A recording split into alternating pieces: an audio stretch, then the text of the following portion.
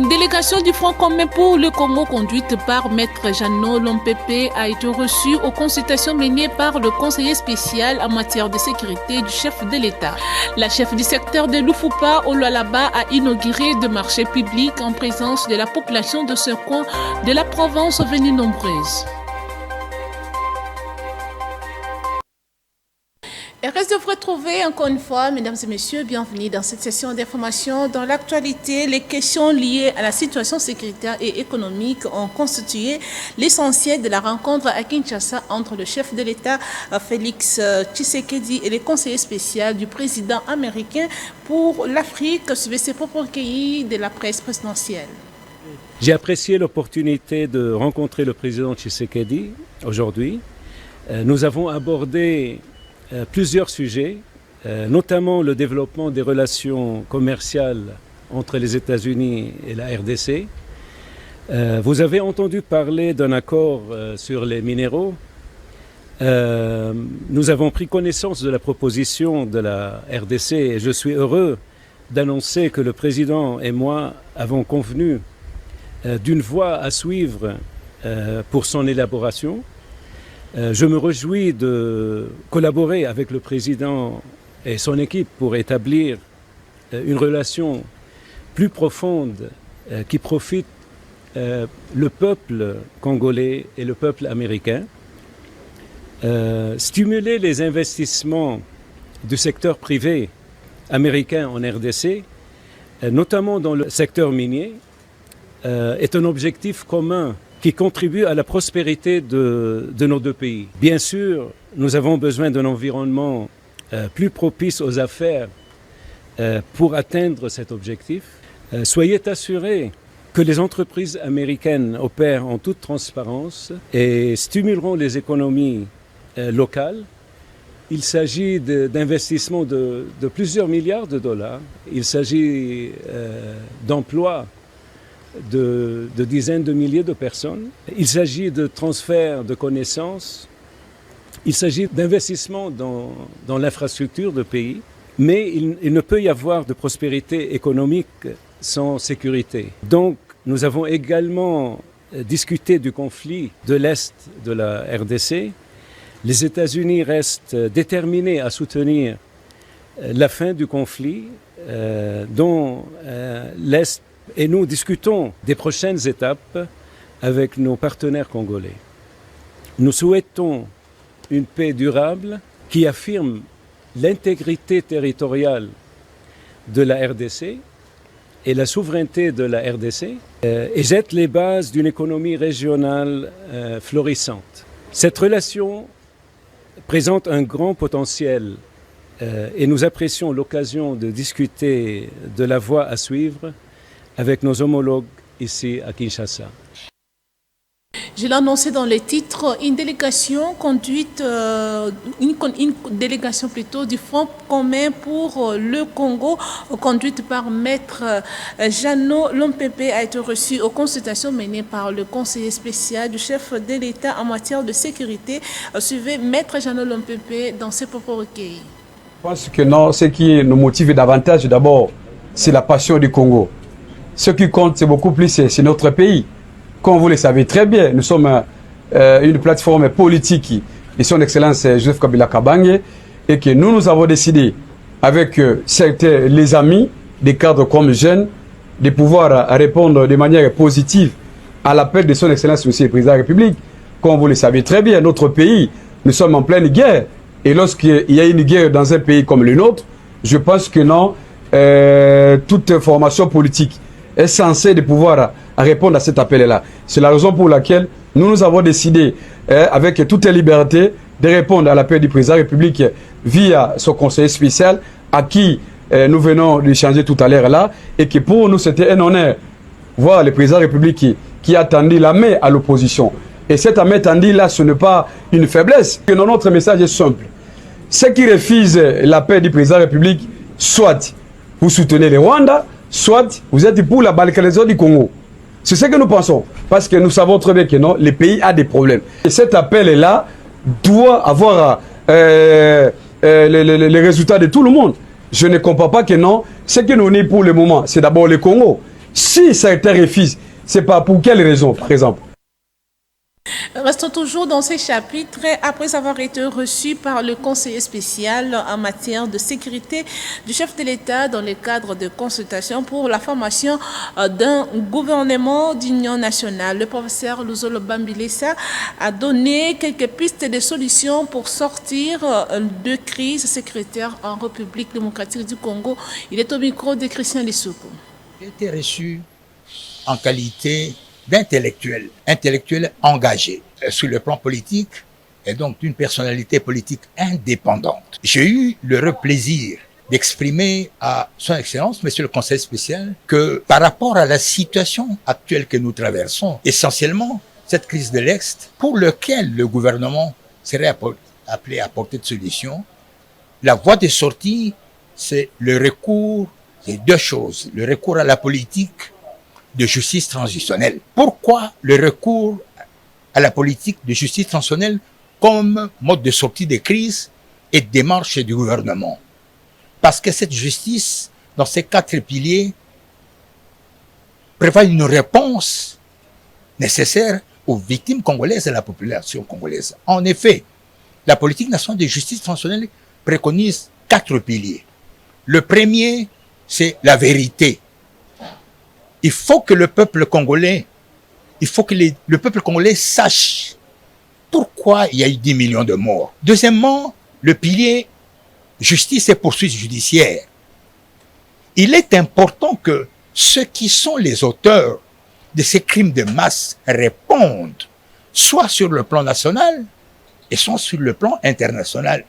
Troisièmement, il faut que le gouvernement reprenne en charge les millions de victimes congolaises. Le nombre, vous le savez, c'est 10 millions de morts et aujourd'hui à peu près 7 millions de personnes déplacées de guerre, des réfugiés congolais partout. Enfin, le quatrième pilier que je préconise pour la justice transitionnelle, c'est le recours aux réformes institutionnelles, mais lesquelles réformes auront pour but de faire cesser définitivement les guerres en répétition. Il faut donc une réforme de l'armée, il faut une réforme de la police, il faut surtout une réforme de la justice, une réforme des services de sécurité. Dans un autre contexte, je voulais suivre le communiqué de la cellule de communication de la primature et c'est un rapport au décès du policier de circulation routière Kabeya Senda Fiston. Suivez ces communiqués. Le cabinet de la première ministre, chef du gouvernement, porte à la connaissance de l'opinion publique qu'il a appris avec grand émoi le décès du brigadier de première classe Kabeya Senda Fiston de la police nationale congolaise affecté à la police de circulation routière. Son Excellence Madame la première ministre, chef du gouvernement, exprime son profond regret à la suite de la disparition d'un homme dévoué à servir notre pays et adresse ses sincères condoléances à la famille biologique du disparu ainsi qu'à l'ensemble du corps de la police nationale congolaise. Elle rassure l'opinion publique que la justice militaire s'est déjà saisie et une enquête est ouverte pour que toute la lumière soit faite autour des circonstances du décès. La population est appelée à ne pas prêter foi à la manipulation et à la spéculation autour du regrettable décès du brigadier Kabeya Senda Fiston en attendant l'issue de la procédure judiciaire. Fait à Kinshasa le 1er avril 2025, cellule de communication. Le vice-premier ministre en charge de l'intérieur, sécurité, Jacques Chabani, a assuré la population de Kimbondo dans la commune de Mongafola que de mesures sont prises pour lutter contre les érosions. Il est au micro de Ginelle Pezo et Agathe Miezi. Suivez ces détails. L'objectif de cette visite, c'est de palper du doigt l'érosion causée par les pluies diluviennes qui ont emporté plusieurs habitations dans la localité de Kimbondo, au quartier Kimvula, sur l'avenue Makengo et Kandolo dans la commune de Mongafoula. Et en la gestion des catastrophes et des risques, le vice-premier ministre Jacques Chabani a rassuré les sinistrés quant à l'accompagnement du gouvernement en collaboration avec les experts de l'Office de voirie et drainage afin de trouver une solution durable à cette situation préoccupante. Cette visite a apporté un espoir aux habitants de ces quartiers qui ont subi d'énormes dégâts matériels à la suite de ces catastrophes. Totindami na Tata Mokonzi, président de la République, Félix Antoine Tshisekedi.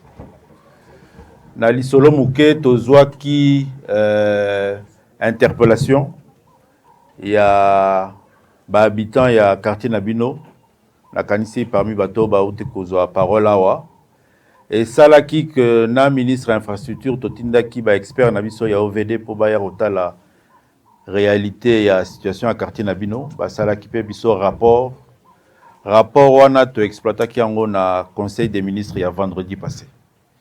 Yango nde salaki que président de la République a insistaki toya bisomoko verbino totala na misu makamnyo ezoleka awa na badega to solo la pena bino toyebisa bino que bozali ba oublié te ezala président de la République ezala gouvernement na ye azana bino pe azolandela makambo oyo ezoleka na kati ya quartier na bino. Par ailleurs, le vice-premier ministre en charge de l'Intérieur a appelé la population à éviter la vente anarchique de parcelles en morcellement et à veiller à l'absence de canalisation qui favorise l'érosion et entraîne la destruction de maisons et des routes. Vous venez de suivre un reportage de Chanel Pezo et Agathe Miezi quittant la capitale. La chef du secteur de Lufupa au Lualaba a inauguré deux marchés publics en présence de la population de ce coin de la province venue nombreuse. Suivez encore une fois ce reportage de Chanel Pezo. Lors de sa descente dans les différents groupements de son secteur, en sa qualité de chef de secteur de Lufupa, Laetitia Kalukango Nawezi a profité de l'occasion pour inaugurer les infrastructures déjà réalisées et lancer d'autres dans le cadre du développement de ce coin de la province du Lualaba. Bénéficiaire de la confiance et porteuse de la vision de la gouverneure Fifi Masuka Saini dans le secteur de Lufupa, cette dernière ne se confie qu'au travail pour le développement et le désenclavement du secteur de Lufupa.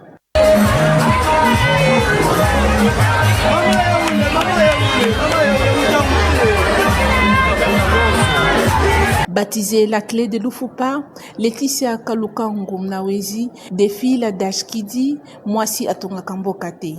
Par des initiatives et innovations louables, hors pair qui mettent sa population en assurance d'un avenir meilleur, toujours sur terrain, la femme battante du secteur de Lufupa, très déterminée à atteindre ses objectifs, c'est lui de faire de Lufupa un secteur émergent qui fait beau vivre. Le jumeau vient de naître.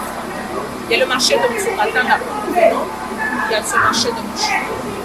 Après, il y a toujours la veuve, qui sont là, impatients que ce projet de Taïwan, aujourd'hui, sont là pour célébrer. Ces célébrations, vous voyez, là, je vous visage de tout le monde. Revenons de Moussoukratan, nous avons inauguré et aujourd'hui, maintenant, la mission à Mouchima. Je remercie le chef Mouchima pour l'accueil, la façon dont il a traité les entrepreneurs. Et voilà, aujourd'hui, c'est le premier pas, mais ce sera le deuxième pas, et ainsi de suite. Présent à cette activité, l'un des habitants du secteur de Lufupa a réagi en ces termes. Palper la réalisation, voir tout ce qu'il est en train de faire dans son secteur. Nous disons d'abord merci, un grand merci au chef de l'État. Parce que quand il y a eu les problèmes de la décentralisation... Rappelons que un guest house en construction et réhabilitation de quelques écoles sont là, le chantier en cours.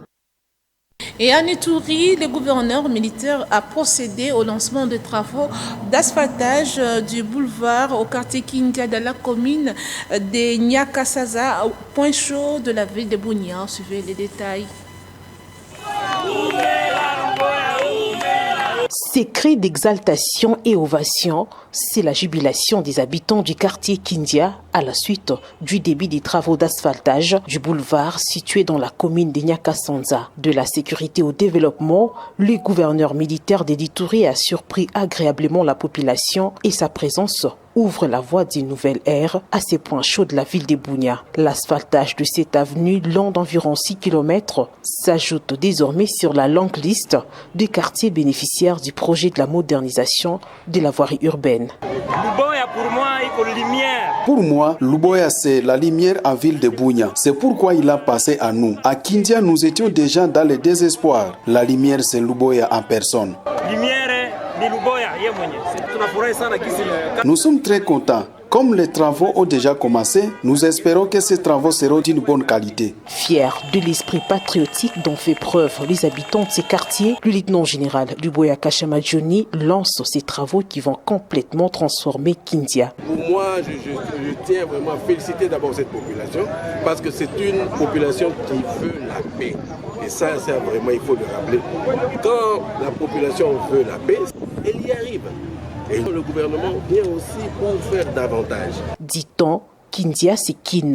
Ces travaux seront exécutés par l'entreprise Mogabaon pendant 12 mois, a fait savoir le directeur provincial adjoint de l'OVD. Le premier tronçon va prendre 3 km, donc du marché Yambi jusqu'au stade. Et puis le deuxième tronçon, ça va prendre de rond-point Ouagadougou jusqu'à Délé, c'est 1 km.